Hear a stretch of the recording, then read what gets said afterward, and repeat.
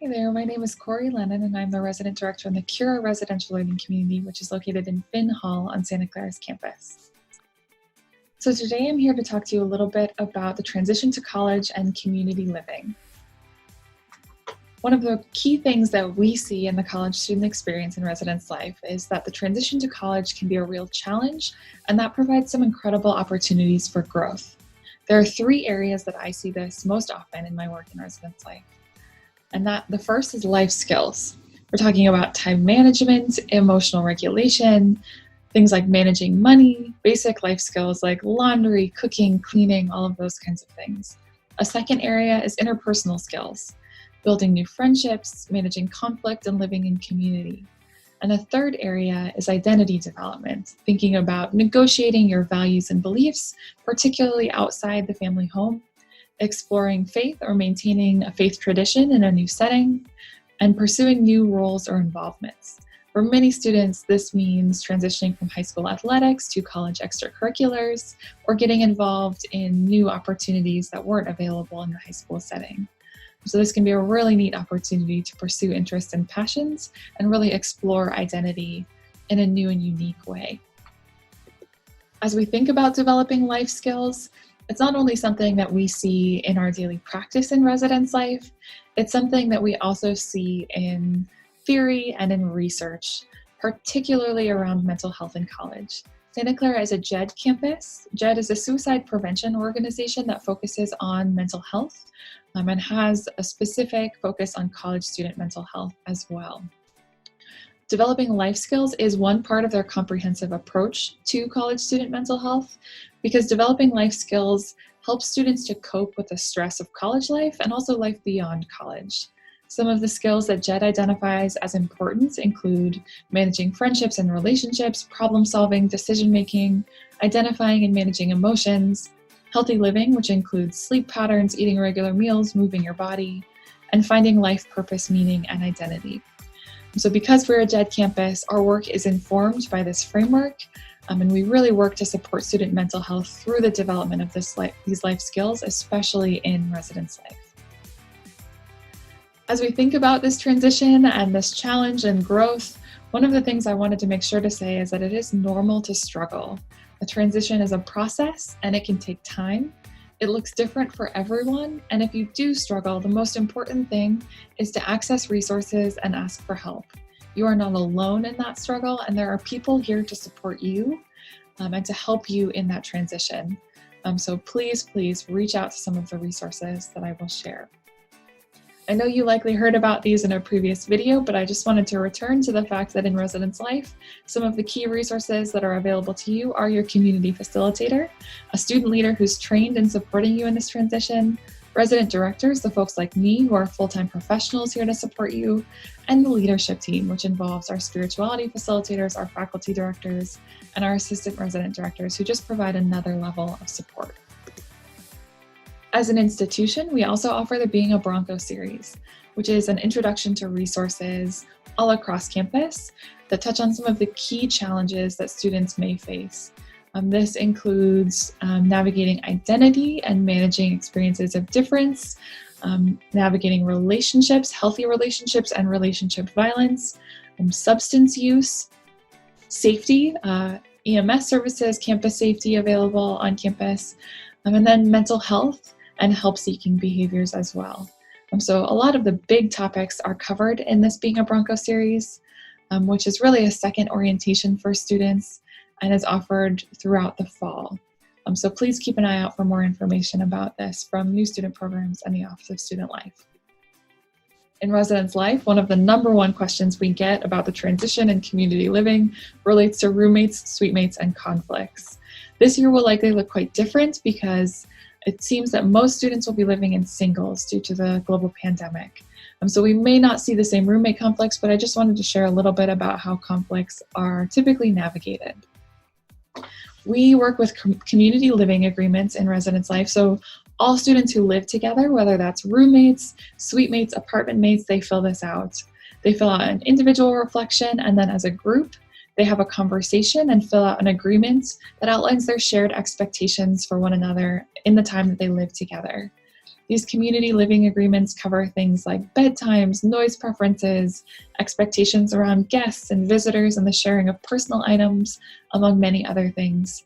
And we really create these to provide students the framework to have that conversation. Students can also amend them at any point throughout the year.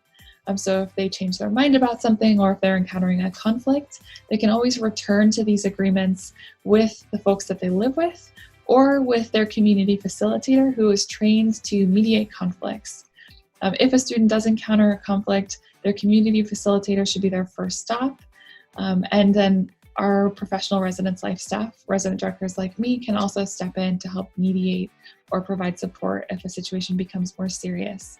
We do always ask students to make that effort to have a conversation with their living mates and to make an effort to have that mediation before we will approve a room change, because it is so essential for students to develop these conflict management skills, and we really want to empower them to do that during their time living on campus with us.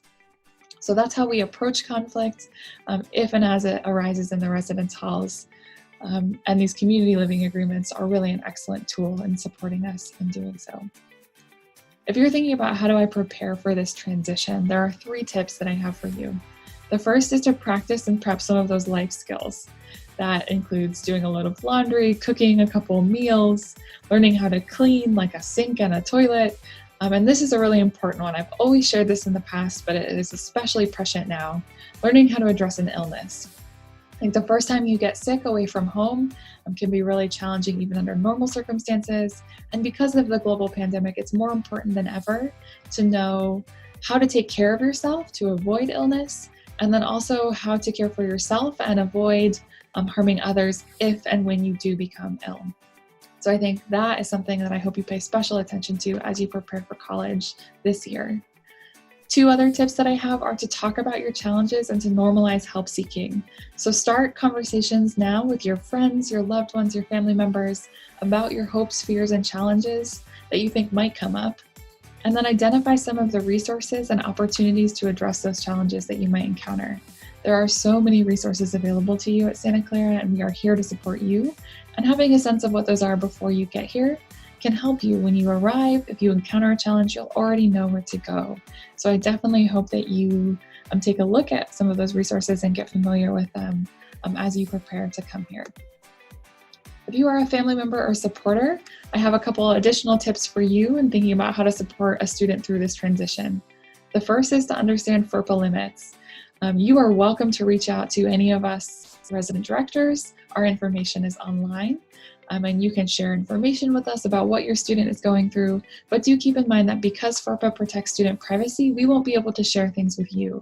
So we're happy to absorb that information and use it to support your students, but we will need to protect that student's privacy in that conversation. Because of that, and because we want students to have this learning experience, we also encourage you to empower your student to ask for help. We want them to reach out to their community facilitator, reach out to us, and have that interaction with us directly so that we can best support them in developing these skills and in navigating difficult situations. And then finally, this period of change can be really challenging for you and for your students.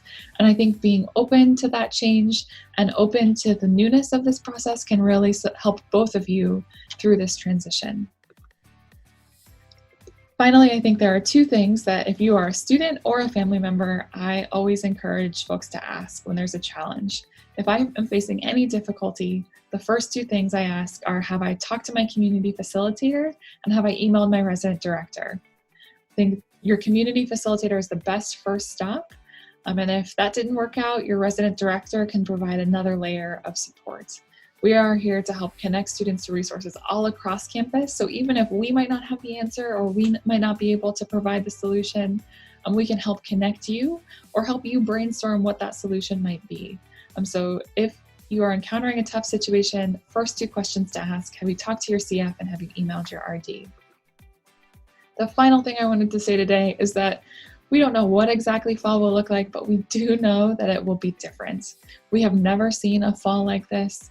We don't know what the year what lies ahead in the year that we are facing, but we do know that it will be different, and there will be new challenges, and this transition will be really unique.